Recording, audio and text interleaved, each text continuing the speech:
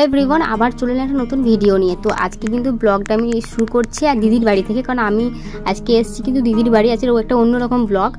तो आज के एकटा दिदिर बाड़ी एसे तोमादेरके परिचय तो कराबोई, तार आगे बोलछि आमि एसेछि, बापी एसेছে, दिदिभाई एसेछि আর এখানে কিন্তু দিদি মিষ্টি দিচ্ছে আমাদেরকে। আর আমি কিন্তু এখানে এসেই ব্লগটা শুরু করলাম, কারণ আমি বাড়ি থেকে ব্লগ শুরু করতে পারি, কারণ আমি আরও তাড়াহুড়ো করে বেরিয়েছি। আবার কিন্তু আমি দোকান গেছি, মিষ্টির দোকানে, তারপর এসে আমি এখান থেকে ব্লগটা শুরু করলাম, দিদিভাইতে বসে ব্লগ শুরু করলাম। এখানে কিন্তু আমার যা কিন্তু দেখো এখানে মিষ্টি খেয়ে নিচ্ছে, মানে মিষ্টি দিয়ে গেছে, আর এত মিষ্টি দিয়ে গেছে, আর এত দিয়ে খাওয়া যায় নাকি। যাই হোক আমরা কিন্তু একটু একটু করে খেয়েছি সবাই, আর মিষ্টি না খেলে হয়। দিদির বাড়িতে প্রথম এসেছি, আর আমি কিন্তু আমাকে দিদিভাই বললে মিষ্টিটা তুমি পুরোটা খেয়ে না, আমি তো পুরোটা খেয়ে নিয়েছি। আর আমার কিন্তু খাওয়ার পর আমি আর কথা বলতে পারছি না, এমনই অবস্থা। যাই হোক আমি কথাই বলতে পারছি না, কতক্ষণ ধরে বসেছিলাম। যাই হোক এই যে দিদি, এই দিদির নাম হচ্ছে মধুমিতা। তো যাই হোক দিদি কিন্তু দিদির সাথে কিন্তু আমার অনেক দিনের পরিচয়, কিন্তু মানে বিশাল দিনের বলবো না, মানে খুবই অল্প দিনের, আবার খুবই কাছের, এটা বলতে পারি। তো দিদির নাম হচ্ছে মধুমিতা। দিদির একটা চ্যানেল আছে এমবি ফ্যামিলি, যারা নতুন আমার চ্যানেলে জয়েন করছো প্লিজ দিদির চ্যানেলটাকে একটু সাবস্ক্রাইব করে দিও, ঠিক আছে।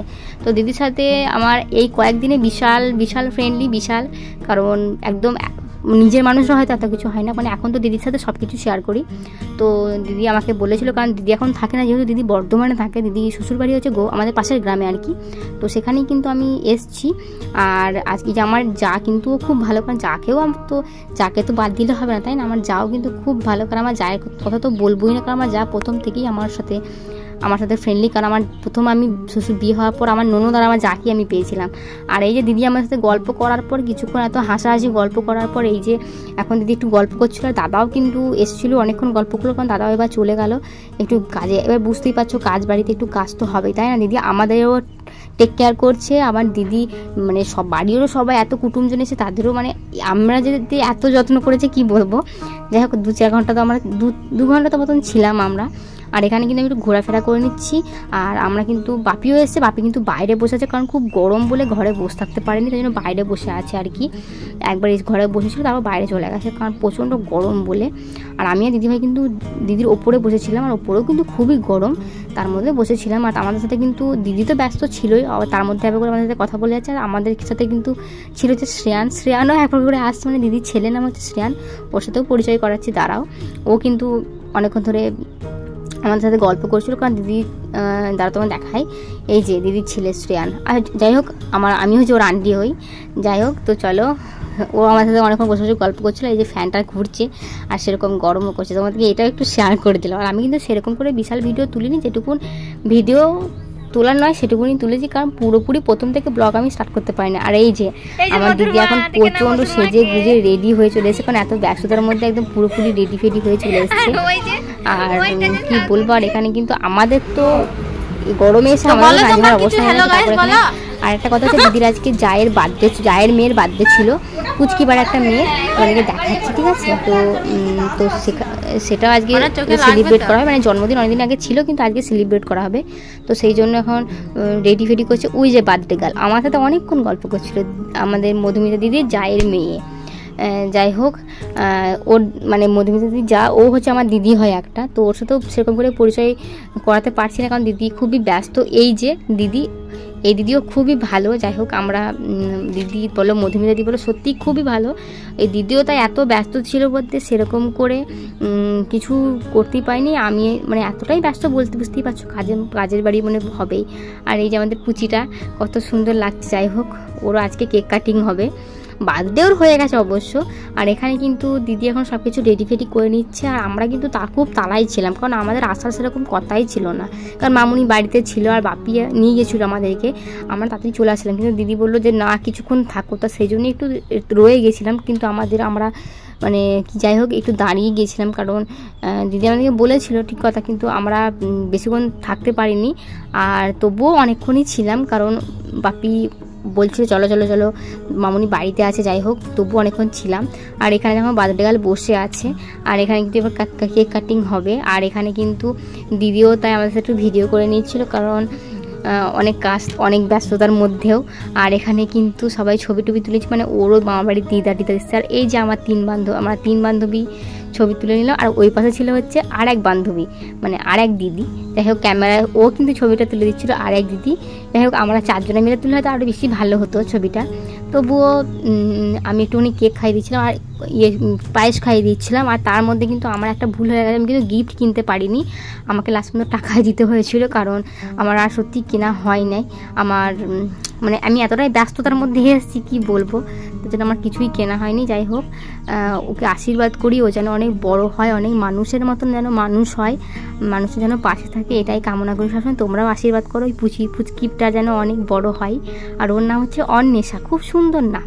আর এই যে আমার দিদি এখন ভিডিও করছে এখানটাতে, দেখো ও কিন্তু ব্লগিংই করছে, ও ব্লগও আসবে, এমবি ফ্যামিলিতে ব্লগ আসবে। আর তারপর কিন্তু দেখো কেক কাটিং করবে।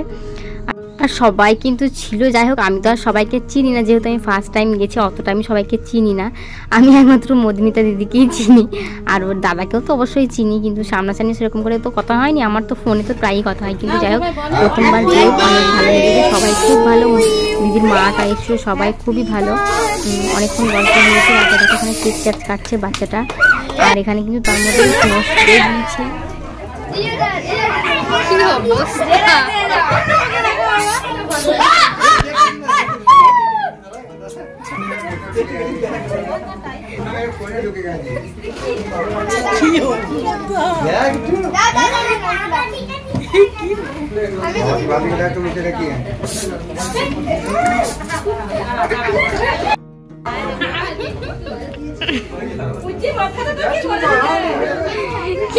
আর সেরকম করে করা হয়, ভিডিও করা হলো না বলে আমরা খেতে চলে এলাম তাড়াহুড়োর মধ্যে, কারণ এতটাই তাড়াহুড়ো করছিল মানে বাড়ি যাওয়ার জন্য, কারণ মামুনি বাড়িতে ছিল যেহেতু একা।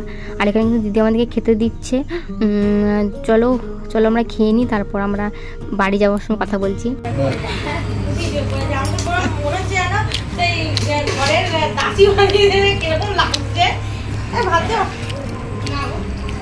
তুমি তো দাসী চাকরানি। আর খাবারের মধ্যে ছিল মাটন, পোস্ত, তারপর হচ্ছে পায়েস, চাটনি, মিষ্টি, আর বাস কি একটা ছিল ভুলে গেলাম। যাই হোক এতগুলো ছিল। আর দিদি এখানে খেতে দিচ্ছি। আজকের মতন বাই বাই, দিদি বাড়ি থেকে এবার বিদায় নিচ্ছি, আবার দেখা হবে, টাটা সবাইকে।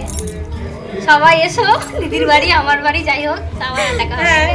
তারপর দিদির বাড়ি থেকে বেরোনোর পর আমরা একটু মেলাতলায় যাবো, কারণ দাদা ভাইয়ের সাথে আমাদের দেখা করার কথা ছিল, মানে দাদা ভাই কিন্তু মেলাতলায় আছে, কিন্তু তখন সঙ্গে সঙ্গে যাওয়া হয় নাই, তো সেই জন্য আমরা আর কি মেলাতলার দিকে যাচ্ছি একটুখানি। আর এখানে কিন্তু দিদিবার আমি হাঁটতে হাঁটতে, কারণ গাড়িতে যাচ্ছে না, প্রচণ্ড বালি।